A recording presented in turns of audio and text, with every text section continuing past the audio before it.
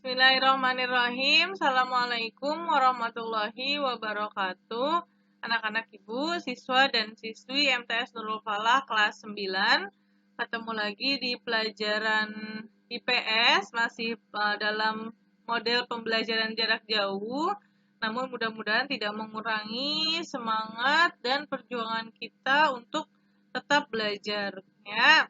Baik anak-anak ibu, disiapkan buku paketnya dan disiapkan buku catatannya. Kita lanjut materi kita IPS tentang dinamika penduduk benua-benua di dunia. Kita awali kegiatan belajar kita pada hari ini dengan mengucap basmalah. Bismillahirrahmanirrahim. Oke, sudah siap semua ya?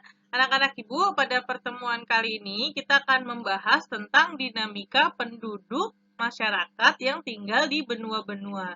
Pada pertemuan sebelumnya kita sudah membahas tentang macam-macam keadaan atau bentang alam benua-benua yang ada di dunia. Nah, pada pertemuan kali ini kita akan membahas tentang penduduknya. Seperti apa penduduknya? Yang pertama, dinamika penduduk di benua Asia. Dinamika penduduk itu apa sih? Dinamika penduduk yaitu perubahan keadaan penduduk. Jadi yang harus dicatat di sini adalah dinamika itu artinya perubahan, berubah, ya. Keadaan penduduk baik dari bentuk budayanya, etnik, agama maupun suku dan yang lainnya. Beberapa negara di Asia merupakan negara dengan penduduk terbesar di dunia seperti Cina, India, dan Indonesia. Ini 3 negara yang ada di benua Asia dengan jumlah penduduk terbanyak. Wilayah dengan jumlah kepadatan penduduk tertinggi terlihat di Asia Timur, Asia Tenggara, dan Asia Selatan. Cina di Asia Timur, Indonesia di Asia Tenggara, dan India di Asia Selatan. Wilayah pedalaman Asia relatif lebih jarang penduduknya. Nah, sekarang dilihat berdasarkan komposisinya secara rasnya atau warna kulit. Ras itu warna kulit atau ciri fisik seseorang dilihat dari kepala sampai ujung kaki. Jadi mulai dari bentuk mata, bentuk wajah, warna rambut, warna kulit itu namanya ras. Ya.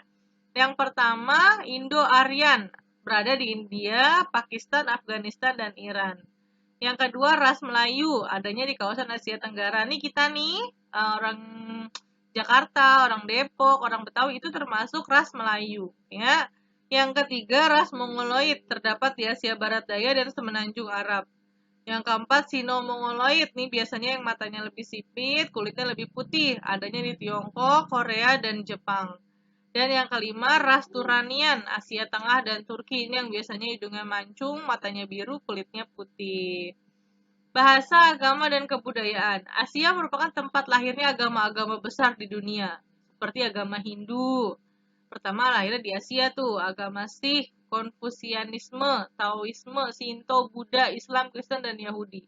Jadi banyak agama-agama besar yang lahir awalnya itu besar dan berkembang di benua Asia, ya. Nah, agama yang lahir di Asia kemudian menyebar ke berbagai wilayah di Asia, bahkan sampai ke dunia. Kebanyakan negara di Asia memiliki lebih dari satu bahasa asli atau bahasa pribumi. Kayak orang Jawa aja bahasanya banyak, itu baru di Indonesia, di Jawa dan di Indonesia. Bagaimana dengan negara yang ada di benua Asia? Nah, tentu banyak sekali, ya. Di Indonesia terdapat sekitar 700 bahasa asli di Jakarta ya, di Indonesia ya. Sedangkan di Filipina ada 100 bahasa daerah dan ada 1683 bahasa asli atau daerah di India. Jadi banyak banget bahasanya, gitu ya, bahkan tak terhitung. Keragaman dan kekayaan budaya Asia juga terlihat dari karya seni, literatur, dan musik. Porselin, keramik, pokoknya hal seni deh semuanya ya, termasuk budayanya. Lukisan, peralatan dari gelas dan metal, tekstil, pakaian, kostum, dan arsitektur.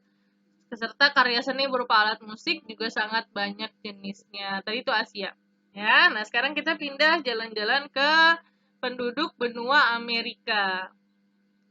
Benua Amerika mempunyai populasi penduduk terbesar ketiga setelah benua Asia dan Afrika. Jadi secara nggak langsung kamu sudah bisa mengurutkan bahwa yang memiliki populasi penduduk terbesar pertama adalah Asia, kedua Afrika, yang ketiga baru Amerika.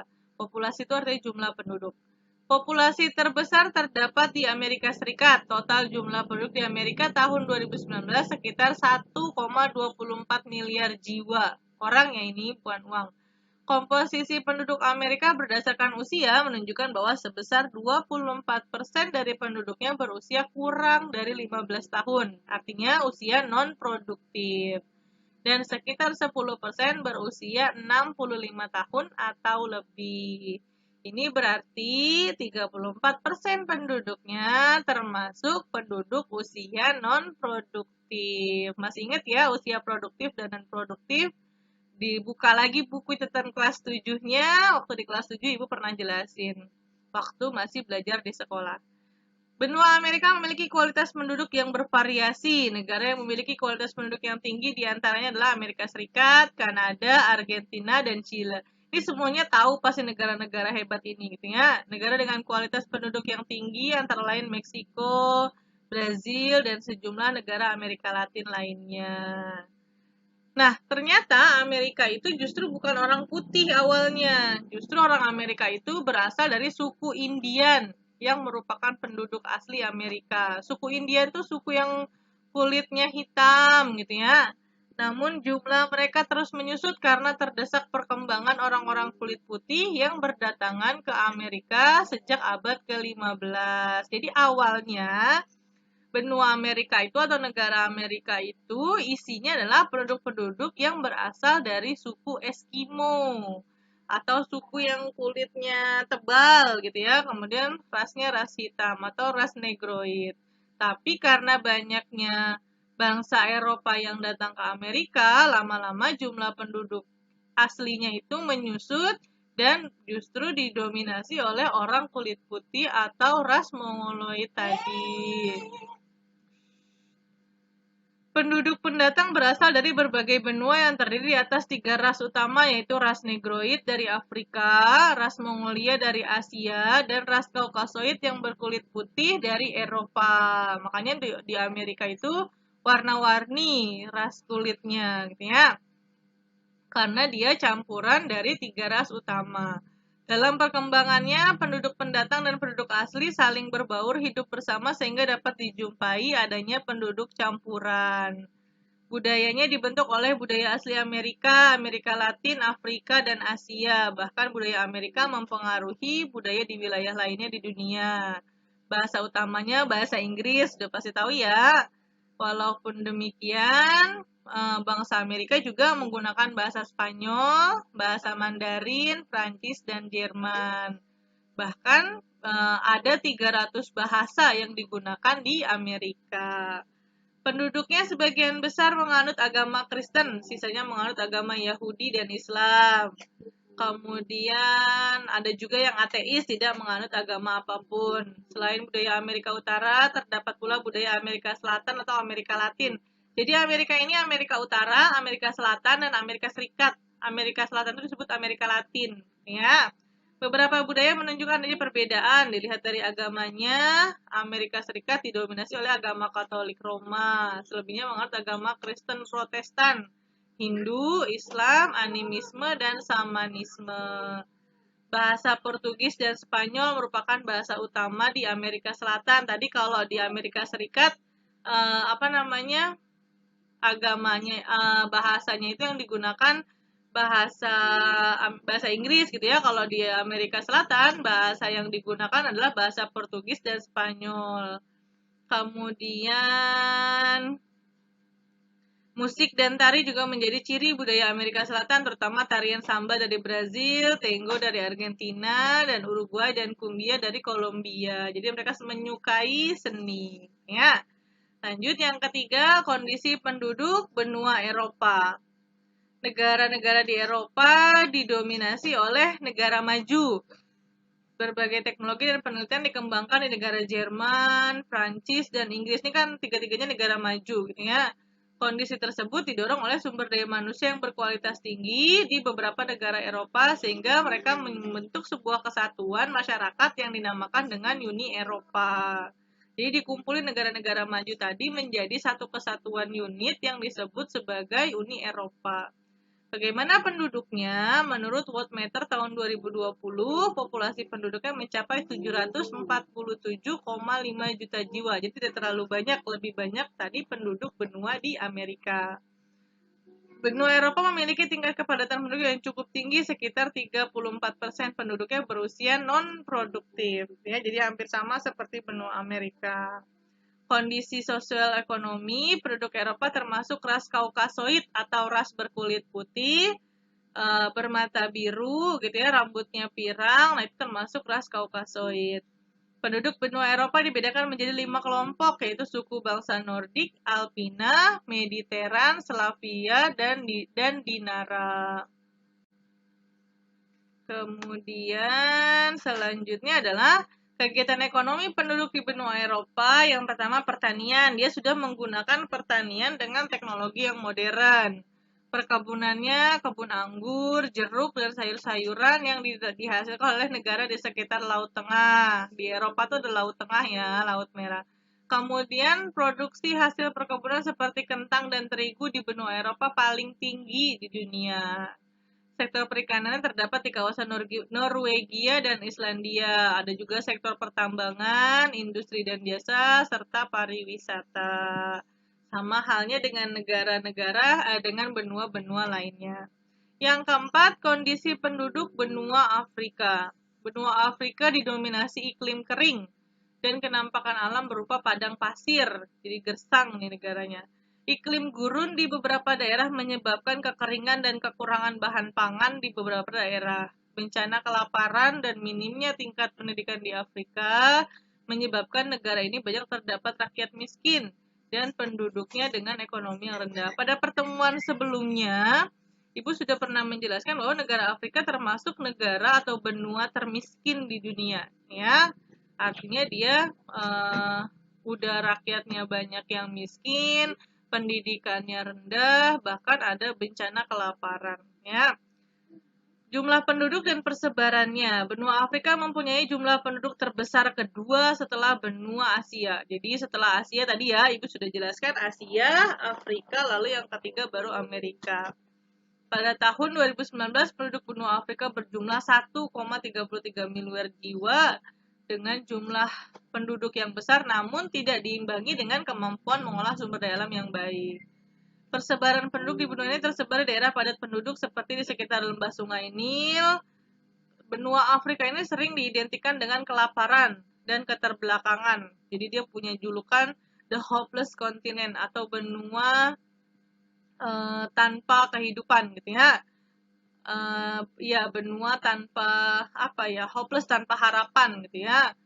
Karena apa tadi? Dia memiliki permasalahan besar berupa kelaparan dan keterbelakangan kondisi negara, ya. Nah, penduduk benua Afrika dikelompokkan menjadi 4 kelompok besar, yaitu ras Negroid, ya, Hamid, khusus, dan Eropa. Ras khusus tuh ras yang memang berasal dari sana.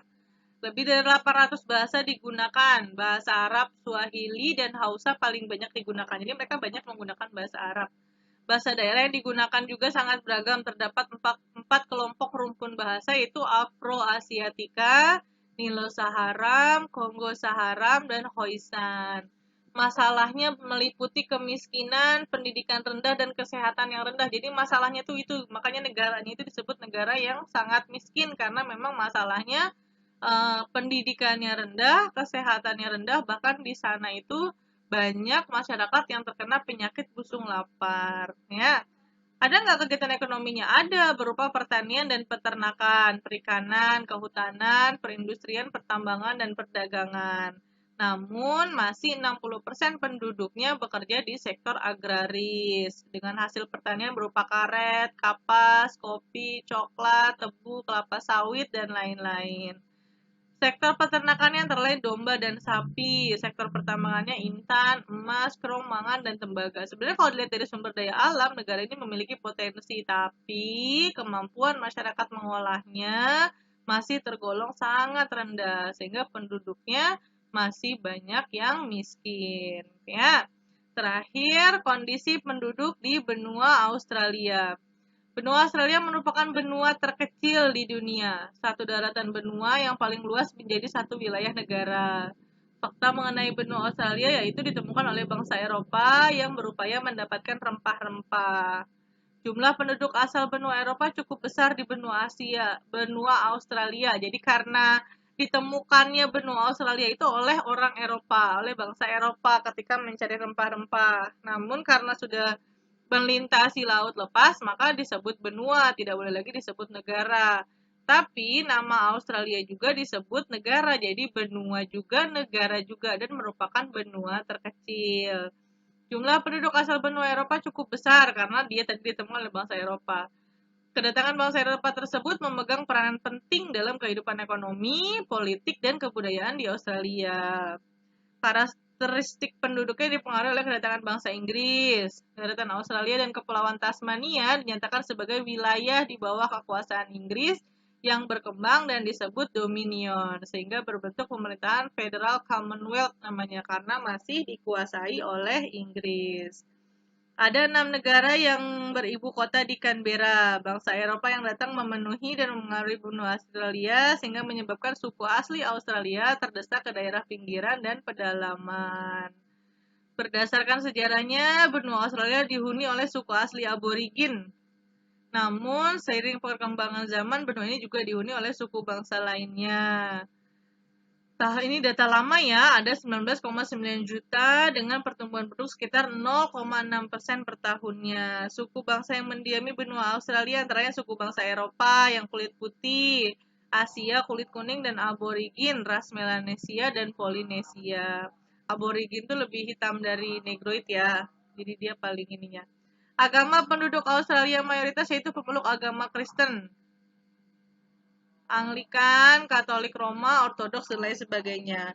Bahasa resmi yang digunakan itu bahasa Inggris, Australian English, yang sedikit banyak mempunyai perbedaan dengan British English dan American English, terutama dari segi aksen dan pelafalan. Jadi tetap bahasa Inggris, cuma lafalnya beda, pelafalannya beda. Ya. Kegiatan ekonomi yang dilakukan oleh penduduk benua Australia itu peternakan, perkebunan, dan pertambangan. Kegiatan ekonominya bergantung pada sektor pertanian dan pertambangan. Ya, pertaniannya dapat berkembang dengan baik dan tidak terlepas dari tersedianya rumput yang luas yang terdapat di wilayah tengah dan timur untuk mengembalakan biri-biri. Jadi di daerah Australia itu, di benua Australia itu, gembala terkenal adalah biri-biri. Kemudian perekonomian Australia dalam bidang industri antara lain adalah mesin industri, mobil, kapal, barang elektronik, besi baja, dan seterusnya. Komoditas ekspornya seperti wool yang dihasilkan oleh domba, tadi ya, biri-biri. Kemudian penduduk Australia juga menghasilkan daging sapi potong, susu, dan keju yang dihasilkan dari peternakan sapi. Jadi di Australia ini terkenal dengan gembala biri-biri dan sapinya. Ya. Oke, anak-anak ibu, sampai sini dulu pertemuan kita hari ini. Seperti biasa, ada 5 soal yang harus dikerjakan. Tolong dijawab dengan benar.